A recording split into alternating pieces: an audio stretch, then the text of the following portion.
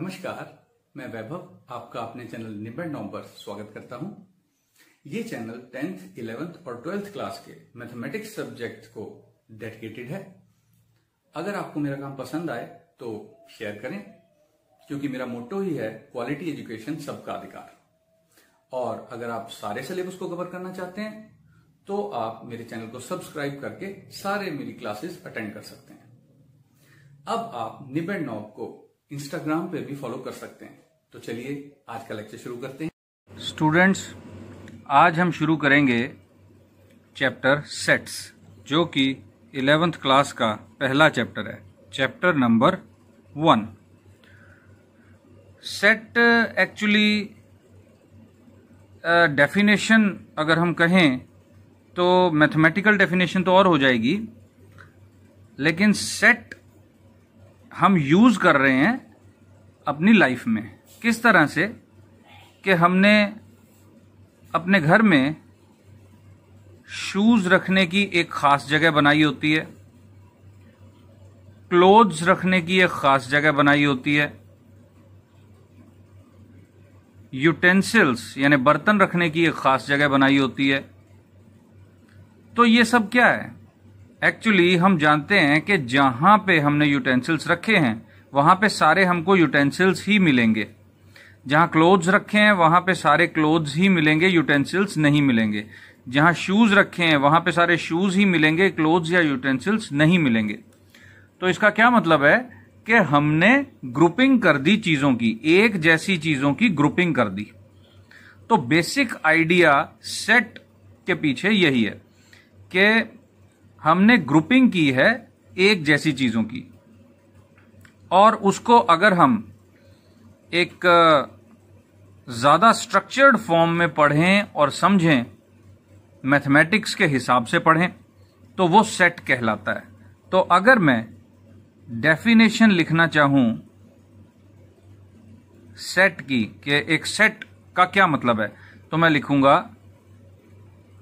A set is defined as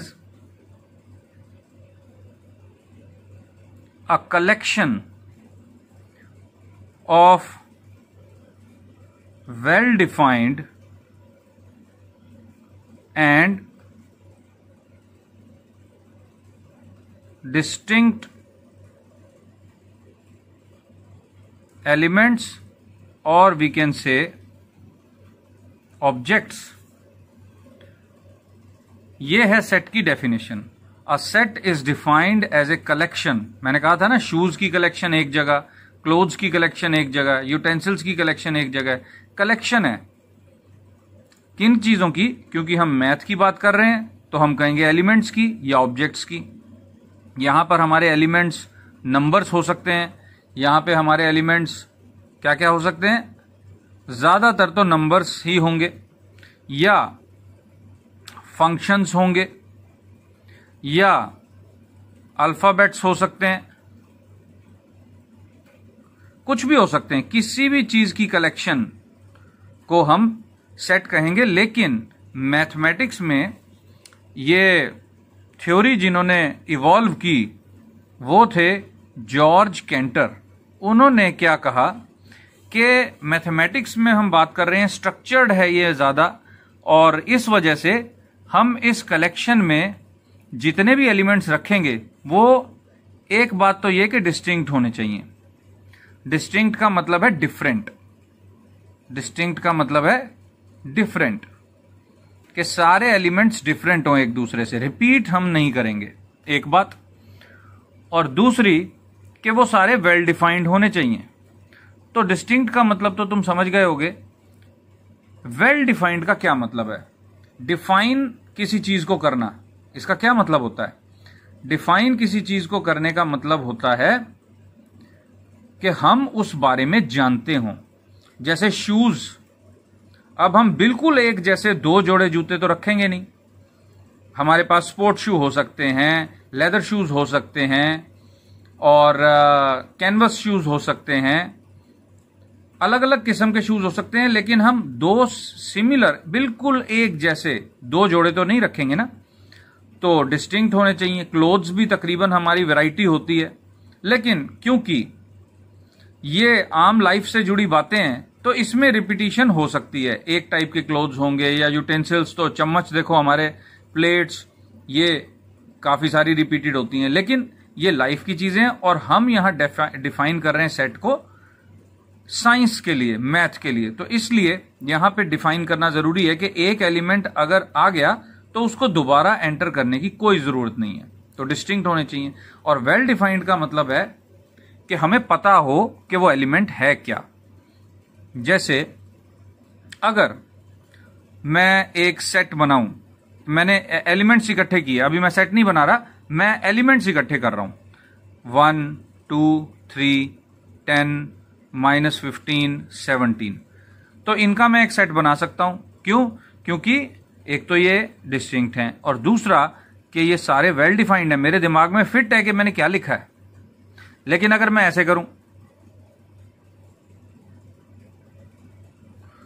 और एक मैंने जाई लिख दिया, एक जीटा लिख दिया, और मान लो एक कुछ ऐसा ये सिंबल, तो अब मैं तुमको कहूं कि ये भी तीनों तो अलग अलग हैं, लेकिन क्या इनका सेट हम जो बनाएं, अगर बाई चांस जबरदस्ती सेट बना ही लें, तो क्या हम इसको अपने लिए सेट कह पाएंगे? नहीं कह पाएंगे, क्योंकि ये सिंबल क्या है हम नाम तक नहीं जानते। अभी तुमको तो नहीं पता, आगे पढ़ोगे तो समझ में आता जाएगा, ये सिंबल तुम जानते जाओगे, लेकिन फिलहाल नहीं पता। तो इसका क्या मतलब हो गया स्टूडेंट्स, कि सेट का कंसेप्ट वेल डिफाइंड वर्ड आ जाने की वजह से एक सब्जेक्टिव कंसेप्ट हो गया। मतलब अगर मैं ये एलिमेंट्स जानता हूं तो मेरे लिए ये एलिमेंट्स जो हैं वो सेट का हिस्सा होंगे, अदरवाइज इसका अगर मैंने सेट बनाया तो मेरे लिए ये सेट नहीं होगा अगर मैं इन एलिमेंट्स को नहीं जानता। तो इसका क्या मतलब हो गया कि ये कंसेप्ट टोटली सब्जेक्टिव है।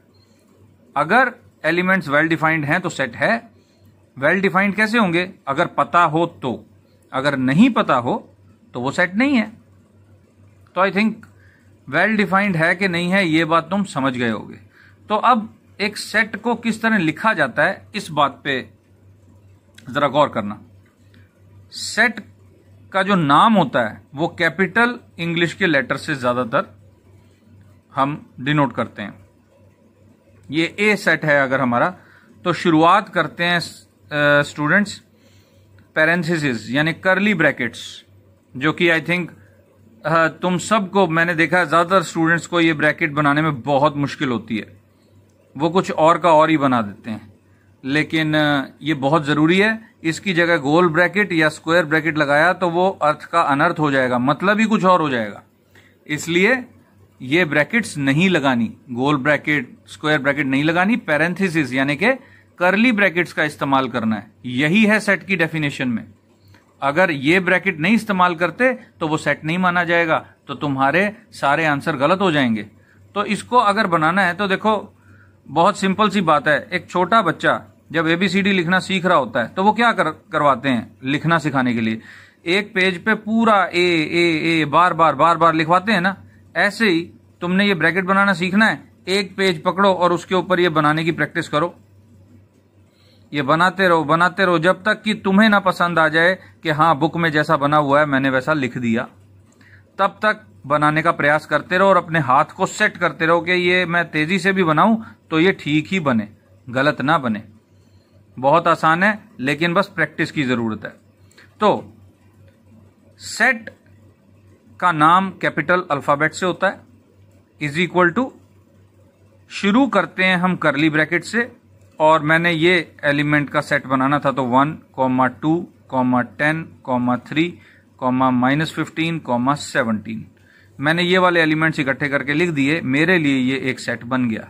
और जैसा कि मैंने कहा था कि अगर मैंने ये सेट बना लिया तो अगर तो मैं ये जानता हूं कि ये कौन से एलिमेंट हैं, मेरे दिमाग में इनकी डेफिनेशन है कि ये क्या हैं, इनको बोलते क्या हैं, कैसे यूज करते हैं, तब तो मेरे लिए सेट है। लेकिन अगर मैं ये नहीं जानता, इनमें से एक भी ऐसा आ जाता है कि जिसको मैं बिल्कुल नहीं पहचानता कि क्या बनाया है, तो ये सेट नहीं है।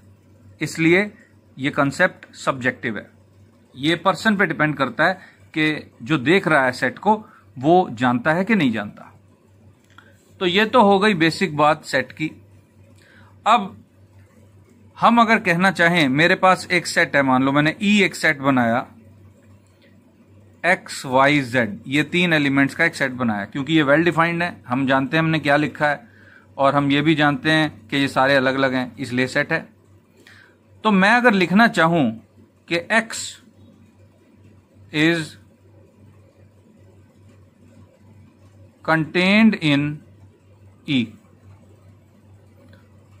ऐसे ही मैं लिखूंगा y is contained in E, फिर मैं लिखूंगा S is not contained in E। तो ऐसा हमें सेट थ्योरी को डेवलप करके कई बार लिखना पड़ता है, is contained in, is contained in, is not contained in. जैसे कि हमको अलजेब्रे में लिखना पड़ता था कि x is equal to 3, y is not equal to 5, ऐसे। तो हमने क्या किया, ये इतनी बार लिखना पड़ा, ये इतनी बार लिखना पड़ा कि हम इतना लंबा कुछ वर्ड्स या फ्रेज लिखने की बजाय हमने क्या किया, इसके लिए एक सिंबल क्रिएट कर लिया। तो अब तुम समझ रहे हो कि मैं किस तरफ बढ़ रहा हूं, मैं क्या कहना चाह रहा हूं। मैं यही कहना चाह रहा हूं कि इसके लिए एक सिंबल है, और वो कौन सा सिंबल है, वो हमने एक ग्रीक लेटर उठाया, ये सी बनाओ छोटा सा, बीच में एक लाइन लगा दो, और इस लेटर का नाम है एप्सिलॉन। तो अगर x ई में है तो मैं कहूंगा x is contained in E. Is contained in की जगह इसको बिलोंग्स टू भी लिखा जाता है। बिलोंग्स टू मतलब x एक एलिमेंट है ई का, इसका मतलब ये है। तो मैं लिखूंगा y belongs to E, s does not belong to E. ठीक है, तो ये सिंबल समझ गए स्टूडेंट्स, ये क्या है।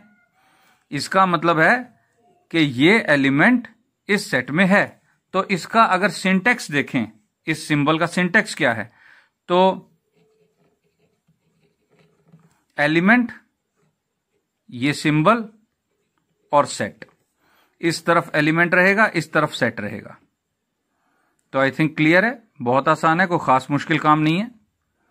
तो ये तुम समझ गए होगे कि इस सिंबल का मतलब क्या है और इस सिंबल का नाम क्या है। नाम है एप्सिलॉन और मतलब है कि ये एलिमेंट इस सेट का हिस्सा है, और अगर सेट का हिस्सा नहीं है तो हमने नॉट इक्वल टू की तरह लाइन लगा देनी है ऊपर। वही कंसेप्ट है, इक्वल टू वाला, नॉट इक्वल टू वाला, बिलोंग्स टू या डज नॉट बिलोंग टू। तो इतना सेट में तुम्हें समझ में आ गया हो तो ऐसा करते हैं कि हम ये देखते हैं कि सेट को अगर इस तरह से लिखा जा सकता है तो और किसी तरीके से लिखा जा सकता है। चलो उस पर ध्यान देते हैं थोड़ा सा। तो हम कहेंगे सेट को अलग अलग तरीके से लिखने के जो मेथड हैं उसको हम कहेंगे फॉर्म्स ऑफ सेट। तो पहली फॉर्म होती है रोस्टर फॉर्म, या इसको पहले कहा जाता था टेबुलर फॉर्म। तब सेट किसी और तरीके से लिखा जाता था, एक टेबल बना के लिखा जाता था, तो उसको टेबुलर फॉर्म कहते थे। लेकिन अब यही एक प्रचलित नाम है रोस्टर फॉर्म। तो रोस्टर फॉर्म क्या है? रोस्टर फॉर्म वही है स्टूडेंट्स जो अभी हमने डिस्कस की थी कि हमने एक्चुअल में सारे एलिमेंट्स की लिस्ट बनानी है।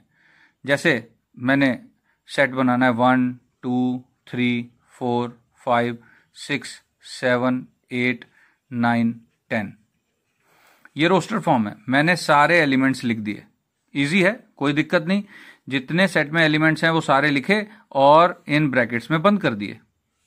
या मैंने लिखा b is equal to a e i o u, ये क्या है स्टूडेंट्स, याद है कुछ?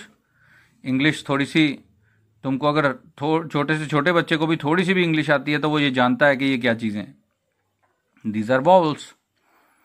तो इस तरह से सेट को रिप्रेजेंट करने का जो मेथड है इसको कहते हैं roster form of the set. लेकिन इस फॉर्म में एक प्रॉब्लम है। वो प्रॉब्लम क्या है? देखो, अगर मैंने ऑल नेचुरल नंबर्स का सेट बनाना हो तो मैं कैसे लिखूंगा? सारे के सारे एलिमेंट तो लिख ही नहीं सकते।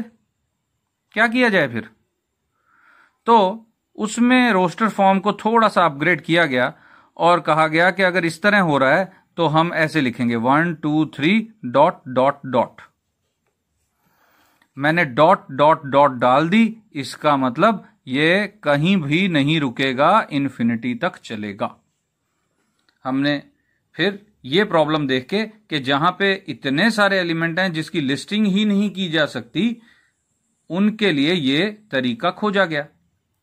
लेकिन और भी ऐसे सेट हो सकते हैं जिनको हम इस तरह भी ना लिख पाए स्टूडेंट्स। ऐसे भी सेट हैं। कौन से हैं? देखो, अगर मैंने लिखने हो all real numbers from 1 to 3, from 1 to 3, 1 से लेकर 3 तक सारे रियल नंबर लिखने हैं, तो स्टूडेंट्स मैं ये तो जानता हूं कि ये सेट 1 से शुरू होगा, लेकिन 1 के बाद कौन सा एलिमेंट आएगा? कैसे लिखूंगा मैं? 1 के बाद 1.1 लिखूं? नहीं, 1.01 भी लिख सकता हूं, 1.001 भी लिख सकता हूं, 1.00001 भी लिख सकता हूं, 1.0000001 भी लिख सकता हूं। इसका मतलब क्या हुआ कि मुझे पता ही नहीं है कि 1 के बाद अगला रियल नंबर कौन सा होगा। क्योंकि एक बात तो तुम्हें पता ही होगी स्टूडेंट्स कि कोई भी दो रियल नंबर उठा लो, उनके बीच में इनफाइनाइटली बहुत सारे रियल नंबर मौजूद होते हैं। हम देख ही रहे हैं। जीरोज को बढ़ाते जाओ और बढ़ाते जाओ और आगे बढ़ाते जाओ, जितने मर्जी आगे तक बढ़ाओ, चाहे जितने मर्जी जीरोज लगा के 1 लिखो, वो 1 के बराबर तो नहीं होगा ना, 1 से तो डिफरेंट हो जाएगा। तो हमें इस रोस्टर फॉर्म में ऐसे सेट लिखने में जो है इतनी तकलीफ आई कि इम्पॉसिबल हो गया हमारे लिए इस सेट को रोस्टर फॉर्म में लिखना। हम उसकी बजाय ये कहना ज्यादा अच्छा समझेंगे कि सेट है रियल नंबर्स का, और वो रियल नंबर्स हैं 1 से लेकर 3 तक। और हमने अपना पल्ला छुड़ा लिया सारे एलिमेंट्स ना लिखकर, क्योंकि लिख ही नहीं सकते। जो चीज इम्पॉसिबल है उसको कैसे पॉसिबल किया जाए? तो अब ये एक प्रॉब्लम है हमारे लिए। और अगर ये एक प्रॉब्लम है तो एक बात तुम्हें पता होगी स्टूडेंट्स के मैथमेटिशियंस इसीलिए जाने जाते हैं कि अगर प्रॉब्लम है तो उसका सॉल्यूशन भी है, और अगर उसका सॉल्यूशन है तो वो हमें मिलना ही चाहिए। तो उन्होंने फिर अपनी एक बार तो अपग्रेड कर ही चुके थे सेट के लिखने के तरीके को, फिर एक और मेथड निकाला गया और उसको कहा गया सेट बिल्डर फॉर्म। और सेट बिल्डर फॉर्म इसलिए बनाई गई खास तौर पर उन सेट्स के लिए जिनमें या तो इनफाइनाइट ऐसे नंबर हैं जिनको काउंट किया जा सके, एक के बाद दूसरा आता है तो हमें पता हो, या फिर ऐसे नंबर्स हैं जिनको काउंट ही ना किया जा सके, एक एलिमेंट के बाद अगला एलिमेंट कौन सा आएगा हमें पता ही नहीं है। आई थिंक तुम ये बात क्लियरली समझ गए होगे कि एक एलिमेंट के बाद अगला एलिमेंट क्या आएगा, ये अगर हमें पता ही नहीं है तो ये कैसे है, हमें क्यों पता नहीं है। एक बार फिर बता देता हूं, हमने सारे रियल नंबर्स लिखने हैं 1 से 3 तक, तो 1 से तो स्टार्ट कर दिया हमने, लेकिन अगला रियल नंबर कौन सा लिखें? 1.1, 1.01, 1.001, 0001, 000001, जितने मर्जी जीरो लगाते जाओ। हम जितने भी जीरो लगा के लिखेंगे उससे एक ज्यादा जीरो लगा के पिछला नंबर आ जाएगा यहां पे लिखने के लिए। तो इसलिए हमें पता ही नहीं है, हम नहीं लिख सकते। और ऐसे सेट को कहते हैं अनकाउंटेबल सेट। इसके एलिमेंट्स को काउंट नहीं किया जा सकता। ऐसे एलिमेंट्स को काउंट किया जा सकता है, एक के बाद दूसरा आएगा हम जानते हैं, दूसरे के बाद तीसरा आएगा हम जानते हैं, और इन दोनों के बीच में कोई और नहीं है, क्योंकि हम नेचुरल नंबर्स की बात कर रहे हैं। तो इनको कहते हैं काउंटेबल सेट्स। चाहे ये इनफाइनाइट है लेकिन काउंटेबल है, इसके एलिमेंट को काउंट किया जा सकता है। और ये अनकाउंटेबल सेट है। कुछ वैसा ही कि अगर हमने तुम्हें पता है कि पेबल्स क्या होते हैं? पेबल्स का सेट बनाया। पेबल्स मतलब बहुत छोटे छोटे पत्थर, कंकर। तो हम जानते हैं कि एक कंकर उठा के रखा, फिर अगला कंकर उठा के रखा, फिर अगला कंकर उठा के रखा, हमने सेट बना लिया। यह है काउंटेबल। लेकिन अगर मैंने अ ग्लास ऑफ वाटर का ऐसे सेट बनाना हो तो मैं अ ग्लास ऑफ वाटर ही लिख सकता हूं। मैं बूंदें तो काउंट नहीं कर सकता ना, क्योंकि बूंद तो छोटी से छोटी भी हो सकती है, बड़ी से बड़ी भी हो सकती है। अगर बहुत बड़े स्केल पे देखा जाए तो एक 1 ग्लास ऑफ वाटर अपने आप में एक बूंद के बराबर है। लेकिन अगर बहुत ही माइक्रोस्कोपिक लेवल पे देखा जाए तो छोटी से छोटी जितनी मर्जी छोटी बूंद कर दो, तो वाटर का सेट काउंटेबल नहीं है। लेकिन पेबल्स का सेट, पत्थरों का सेट, कंकड़ों का सेट, बजरी का सेट काउंटेबल है, क्योंकि एक बजरी के पीस के बाद अगला बजरी का पीस हमें पता है। लेकिन वाटर में ऐसा कोई कंसेप्ट ही नहीं बैठता। एनालॉग सिस्टम में काउंटेबिलिटी नहीं रहती, डिजिटल सिस्टम में काउंटेबिलिटी रहती है। ये डिजिटल सिस्टम है, ये एनालॉग है। एक के बाद दूसरा कब आ रहा है पता ही नहीं चल रहा, कंटिन्यूसली नंबर चल रहे हैं। तो सेट बिल्डर फॉर्म ऐसी ही प्रॉब्लम्स को सॉर्ट आउट करने के लिए बनाई गई। और वो सेट बिल्डर फॉर्म कैसे हमें लिखने को कहा गया? अ सेट ए, मैं यही लिखूंगा, all real numbers from 1 to 3। उसको लिखने का एक स्ट्रक्चर बनाया गया, x such that x belongs to the set of real numbers. अब बिलोंग्स टू का साइन तुम जानते हो, एक्स एक रियल नंबर है, x belongs to the set of real numbers means x real numbers का सेट है, कॉमा। लेकिन रियल नंबर तो इनफाइनाइट है, कहां से कहां तक? 1 से बड़ा या बराबर और 3 से छोटा या बराबर, 1 से 3 तक रियल नंबर्स। तो देखो कहा गया वो सिस्टम, वो हमने बता भी दिया और हमें अकेले अकेले जो एलिमेंट को लिखने की जरूरत भी नहीं पड़ी। ये तो बहुत यूजफुल हो गया। अब मैंने ये बनाना है, डॉट डॉट डॉट जैसी चीज नहीं इस्तेमाल करनी, तो मैं कैसे बनाऊंगा? X such that x belongs to set of natural number, and बस बात हो गई।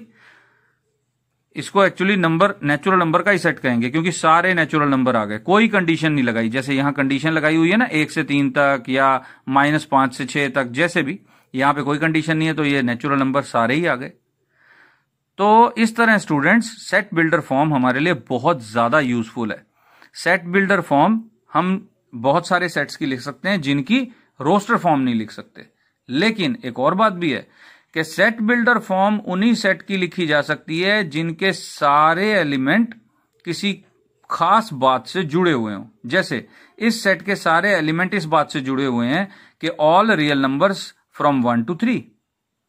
इस सेट के सारे एलिमेंट्स जुड़े हुए हैं ऑल नेचुरल नंबर्स। लेकिन अगर मैंने एक सेट बना लिया 100 -500 999, तो मैं कैसे लिखूंगा इसको? सेट बिल्डर फॉर्म ऑब्वियसली मैं बना ही लूंगा, लेकिन वो ज्यादा यूजफुल नहीं रहेगी, क्योंकि ये सारे एलिमेंट रैंडम है, रैंडमली उठा के मैंने रख दिए।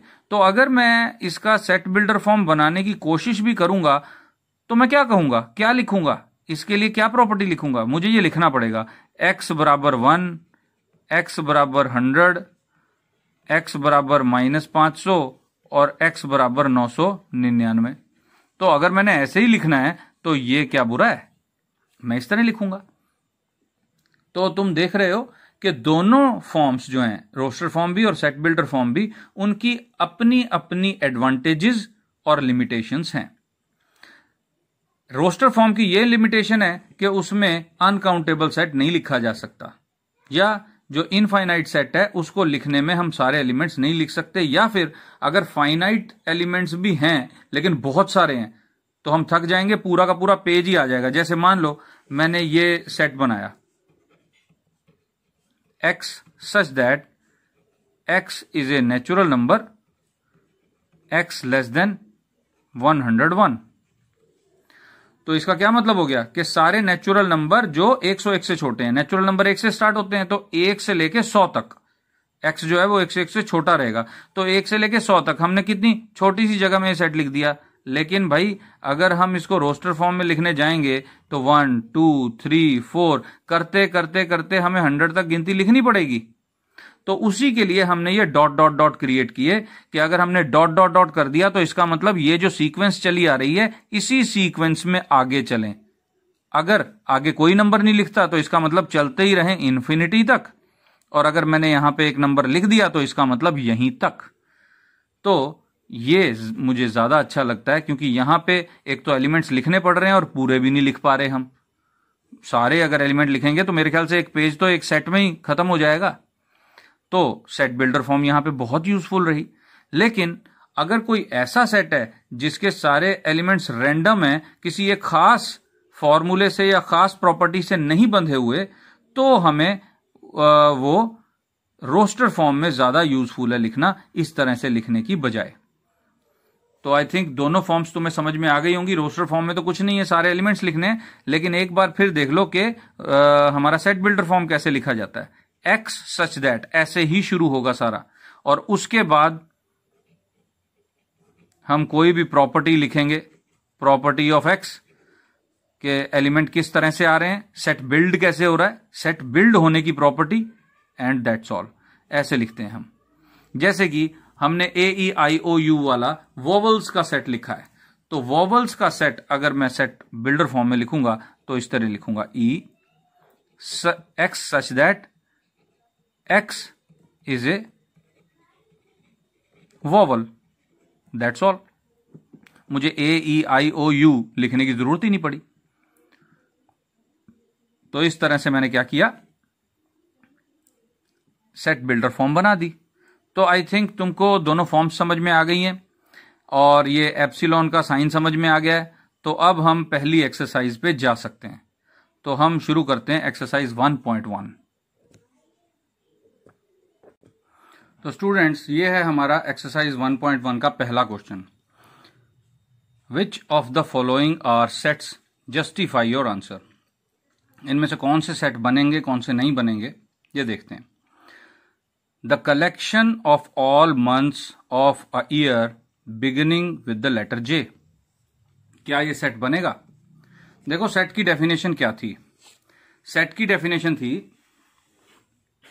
कि वो वेल डिफाइंड होना चाहिए, हर एक एलिमेंट उसका, यानी हमें पता होना चाहिए कि हम कौन सा एलिमेंट लिखने जा रहे हैं और क्यों लिखने जा रहे हैं। दिमाग में क्लियर होना चाहिए, कंफ्यूजन नहीं होना चाहिए, और सारे के सारे एलिमेंट अलग होने चाहिए। तो यहां पे कोई कंफ्यूजन है ही नहीं। जे से स्टार्ट होने वाले जो हमारे मंथ्स के नेम है वो 3 ही हैं, जनवरी, जून एंड जुलाई। क्लियर है, और तीनों अलग अलग हैं। तो इसका आंसर क्या होगा? Yes, this is a set. ये फर्स्ट पार्ट का आंसर हो गया। Second part, the collection of 10 most talented writers of India. तो इसके बारे में क्या ख्याल है? Most talented, 10 most talented writers India के। चलो इंडिया में तो कोई प्रॉब्लम नहीं है, हम सारे के सारे इंडिया के राइटर्स इकट्ठे कर सकते हैं, करना चाहें तो कर सकते हैं। उनमें से टॉप मोस्ट 10 चुनने हैं हमने, लेकिन क्राइटेरिया तो बताया ही नहीं गया स्टूडेंट्स। यहां पे टैलेंटेड राइटर्स का क्या मतलब है? क्या टैलेंटेड राइटर्स का यहां यह मतलब है कि वो तेजी से लिख पाए, या टैलेंट यहां पर बताया जा रहा है कि जिन्होंने कोई खास किस्म के अवार्ड्स जीते हैं, या जो बहुत ही बढ़िया हैंडराइटिंग में लिखते हैं? क्योंकि राइटिंग से रिलेटेड कौन सा टैलेंट देखना है ये तो इसमें नहीं बताया गया। तो इसलिए ये सेट भी नहीं बन सकता, क्योंकि यहां पर टैलेंट डिफाइन नहीं किया गया। हर एक इंसान के हिसाब से अपना अपना टैलेंट होगा। कोई अवार्ड्स को टैलेंट मानेगा, कोई सबसे ज्यादा स्टोरीज लिखने वाले को टैलेंट मानेगा, कोई सबसे ज्यादा नॉवेल्स लिखने को टैलेंट मानेगा। आई थिंक तुम्हें पता होगा कि नॉवेल्स और स्टोरीज में क्या फर्क होता है। कोई बहुत ही सुंदर लिखाई लिखने वाले को टैलेंट मानेगा। तो अपने अपने तरीके हैं। मैंने क्या कहा था सेट की डेफिनेशन में कि ये एक सब्जेक्टिव चीज है। जब तक कि हम डिफाइन नहीं कर देते तब तक सब्जेक्टिव रहेगा, लेकिन अगर टैलेंट डिफाइन कर दें तो वो सब्जेक्टिव नहीं होगा, ऑब्जेक्टिव हो जाएगा और हम उसे डिफाइन भी कर पाएंगे, लिख भी पाएंगे। तो नो, आंसर क्या होगा? No, talent is not defined. हमें टैलेंट के बारे में नहीं बताया गया कि कौन सा टैलेंट देखा जाए। तेज लिखने का, कोई खास किस्म की क्राइम स्टोरी लिखने का, कोई खास किस्म की सोशल स्टोरी लिखने का, या कॉमेडी लिखने का, या अवार्ड जीतने का, सुंदर हैंडराइटिंग का, कौन सा टैलेंट हमें नहीं बताया गया। तो ये सेट नहीं बन सकता। चलो अगला देखें। A team of 11 best cricket batsman of the world. दुनिया के सबसे अच्छे बल्लेबाज, आई थिंक क्रिकेट से सबके सब जानकार हैं, हम जानते हैं बैट्समैन क्या होता है। मैं ये मान के चल रहा हूं कि तुमको पता है कि क्रिकेट कौन सा गेम है।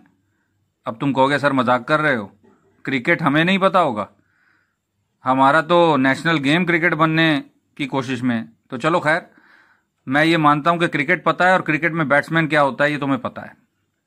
तो बेस्ट बैट्समैन कौन से होंगे वर्ल्ड के? यहां भी टैलेंट डिफाइंड नहीं है। यस, डिफाइंड नहीं है, क्योंकि टैलेंट क्या हो सकता है?